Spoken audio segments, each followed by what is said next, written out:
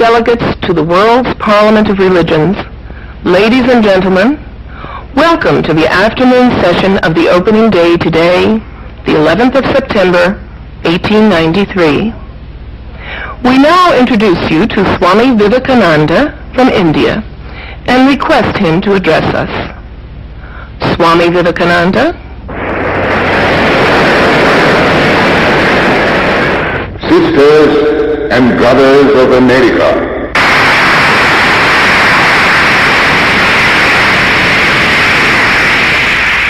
it fills my heart with joy unspeakable to rise in response to the warm and cordial welcome which you have given us. I thank you in the name of the most ancient order of monks in the world. I thank you in the name of the Mother of Religions. And I thank you in the name of the millions and millions of Hindu people of all classes and sects. My thanks also to some of the speakers on this platform who, referring to the delegates from the Orient, have told you that these men from far-off nations may well claim the honor of bearing to different lands the idea of toleration.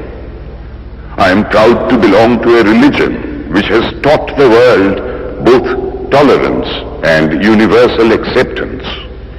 We believe not only in universal toleration, but we accept all religions as true. I am proud to belong to a nation which has sheltered the persecuted and the refugees of all religions and all nations of the earth. I am proud to tell you that we have gathered in our bosom the purest remnant of the Israelites who came to southern India and took refuge with us in the very year in which their holy temple was shattered to pieces by Roman tyranny. I am proud to belong to the religion which has sheltered and is still fostering the remnant of the grand Zoroastrian nation. I will quote to you, brethren, a few lines from a hymn which I remember to have repeated from my earliest boyhood, which is every day repeated by millions of human beings. As the different streams, having their sources in different places, all mingle their water in the sea, so, O Lord, the different paths which men take through different tendencies, various though they appear, crooked or straight, all lead to Thee.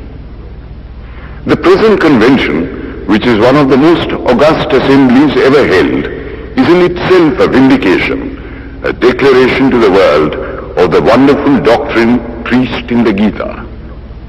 Whosoever comes to me, through whatsoever form, I reach him.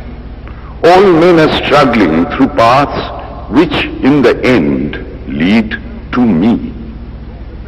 Sectarianism, bigotry, and its horrible descendant, fanaticism, have long possessed this beautiful earth. They have filled the earth with violence, drenched it often and often with human blood, destroyed civilization, and sent whole nations to despair.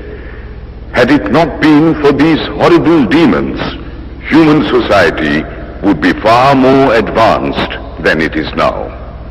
But their time is come, and I fervently hope that the bell that tolled this morning in honor of this convention may be the death knell of all fanaticism, of all persecutions with the sword or with the pen, and of all uncharitable feelings between persons wending their way to the same goal.